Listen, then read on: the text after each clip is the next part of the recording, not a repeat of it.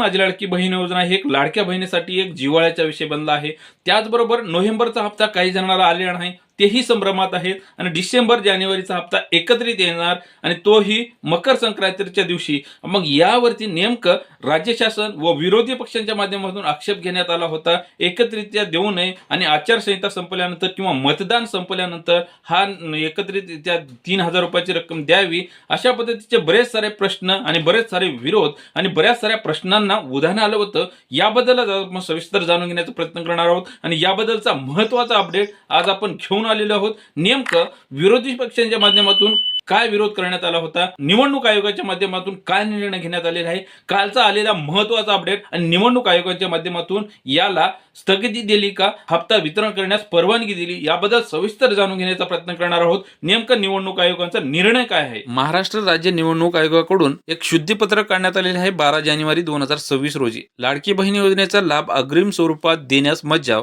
महानगरपालिकेच्या निवडणुकांच्या पार्श्वभूमीवर राज्यात आदर्श आचारसंहिता लागू असताना लाडकी बहीण योजनेचा नियमित किंवा प्रलंबित लाभ देता येईल, परंतु जानेवारी महिन्याचा लाभ अग्रिम स्वरूपात देण्यास राज्य निवडणूक आयोगाने मज्जाव केला आहे, म्हणजे यासाठी परवानगी दिलेली नाही। लाडक्या बहिणींना मकर संक्रांतीची मोठी भेट। 14 जानेवारी पूर्वी लाडक्या बहिणीच्या खात्यात डिसेंबर व जानेवारी महिन्याचे 3,000 रुपयांची रक्कम जमा होणार, अशा प्रकारच्या किंवा अशा आशयांच्या प्रसिद्ध झालेल्या बातम्याच्या आधारे राज्य निवडणूक आयोगाकडे विविध साऱ्या तक्रारी त्याकडे प्राप्त झाल्या होत्या। त्या संदर्भात वस्तुस्थिती जाणून घेण्यासाठी लाडकी बहीण योजनेसंदर्भात शासनाने घेतलेल्या निर्णयावर स्पष्टीकरण देण्यात यावे, असे राज्य निवडणूक आयोगाकडे मुख्य सचिवाकडे कळवण्यात आले होते। राज्य निवडणूक आयोगाने 4 नोव्हेंबर 2025 रोजी स्थानिक स्वराज्य संस्थांच्या सार्वत्रिक निवडणुकांची आदर्श आचारसंहितेबाबत एकत्रित आदेश निर्गमित केले आहेत आणि या आदेशातील तरतुदीनुसार निवडणूक आयोगाकडून जाहीर होणाऱ्या प्रत्यक्ष सुरू असलेल्या विकास कामाची व योजनाची आचारसंहितेच्या काळामध्ये सुरू ठेवण्यास परवानगी आहे, असे मुख्य सचिवाकडून आपल्या अहवालामध्ये कळवले होते। ही पार्श्वभूमी लक्षात घेता या योजनेबाबत नियमित लाभ देता येईल, परंतु अग्रिम स्वरूपाचा लाभ देता येणार नाही, असे नवीन लाभार्थ्यांना देखील निवडता येणार नाही, अशा पद्धतीचे स्पष्ट निर्देश राज्य निवडणूक आयोगाकडून देण्यात आले आहेत। त्यामुळे जानेवारी महिन्याचा हप्ता फक्त देण्यात येणार नाही आणि नवीन लाभार्थ्याला यामध्ये हप्ता मिळणार नाही, अशा पद्धतीचे स्पष्ट निर्देश निवडणूक आयोगाकडून देण्यात आलेले आहेत। निवडणूक आयोगाने जो निर्णय घेतला आहे, जो चालू हप्ता म्हणजे डिसेंबरचा हप्ता हा वितरण करण्यासाठी परवानगी दिली, पण अग्रिम स्वरूपाचा जानेवारीचा महिन्याचा हप्ता वितरण करण्यासाठी त्यांनी बंधन गाठले आहेत। त्यामुळे या हप्ता वितरण एकत्रितरित्या न वितरण होता ज्या महिलांचे मागील नोव्हेंबर महिन्याचा हप्ता आलेला नाही, महिलांचा नोव्हेंबर आणि डिसेंबर एकत्रितरित्या 3,000 आणि आलेला नसलं त्यांना 3,000 येणार, मग ज्यांचे आलेले असेल त्यांना 1,500 रुपयाची रक्कम येणार। पण नेमकं राज्य शासनाला ही मकर संक्रांतीपूर्वी ही रक्कम द्यायची का, अशा पद्धतीचा एक महत्त्वाचा प्रश्न निर्माण झालेला आहे।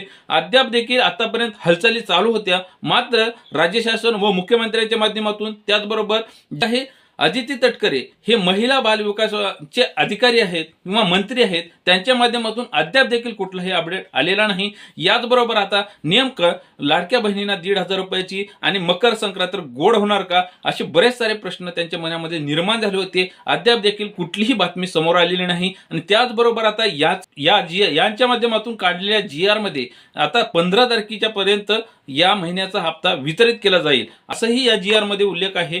त्याचबरोबर आता या GR नुसार जवळपास 14 तारखेला डिसेंबर महिन्याचा हप्ता वितरण केला, म्हणजे मकर संक्रांतीला 1,500 रुपयाची रक्कम वितरण केली तर केली जाऊ शकते आणि 15 तारखेला 1,500 रुपयाची रक्कम वितरित केली जाऊ शकते, किंवा 15 तारखेच्या नंतर किंवा 15 तारखेला दोन्ही हप्त्याचे वितरण केले जाऊ शकते, राज्य शासनाच्या तयारी असेल तर।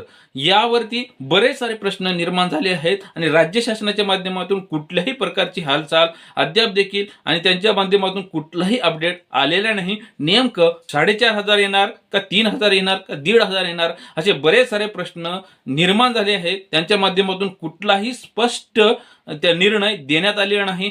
काही लाडक्या बहिणींना तर नोव्हेंबरचा हप्ता देखील त्यांच्या खात्यामध्ये आलेला नाही, क्रेडिट झालेला नाही. त्यांना 4,500 रुपयाची रक्कम येणार का 3,000 रुपयाची रक्कम येणार, आणि ज्या महिलांचे नोव्हेंबर महिन्याचा हप्ता आलेला आहे, डिसेंबर व जानेवारीचा हप्ता एकत्रित येणार का, असे बरेच सारे प्रश्न. आणि यावरती कुठलाही निर्णय राज्य शासनाच्या व महिला बाल विकास यांच्या माध्यमातून देण्यात आलेला नाही. आदित्य तटकरे यांच्या माध्यमातून कुठल्याही पद्धतीचे सूतोवाच काढण्यात आलेलं नाही. अशा पद्धतीच्या बरेच साऱ्या प्रश्नांचं आज आपण थोडक्यात माहिती जाणून घेण्याचा निवडणूक आयोगाकडून कोणता निर्णय येतोय याकडे सर्वांचे लक्ष लागलेले होते, आणि निवडणूक आयोगाने हा निर्णय दिलेला आहे. आणि त्याचबरोबर आता डिसेंबरच्या हप्त्याला परवानगी दिली आहे. मात्र जानेवारीचा अग्रिम हप्ता देऊ नये, 15 तारखेनंतर द्यायला हरकत नाही. त्याचबरोबर आता नेमकं राज्य शासनाच्या माध्यमातून कुठला निर्णय घेतला जाईल याकडे सर्वांचे लक्ष लागलेले आहे. जे काही अपडेट येईल ते वेळोवेळी जाणून घेण्याचा प्रयत्न करणार आहोत. तत्पूर्वी पुन्हा भेटूयात अशाच माहिती. तोपर्यंत या चॅनलवरती तुम्ही नवीन असाल तर या चॅनलला नक्की सबस्क्राईब करा, जेणेकरून अशा नवनवीन व्हिडिओची आणि खात्रीशीर माहिती मिळवण्यासाठी या चॅनलला नक्की सबस्क्राईब करा. हा व्हिडिओ आवडल्यास तुमच्या इतर लाडक्या बहिणीपर्यंत पोहोचण्यासाठी शेअर करा, लाईक करा. पुन्हा भेटूयात अशाच माहिती. तोपर्यंत धन्यवाद.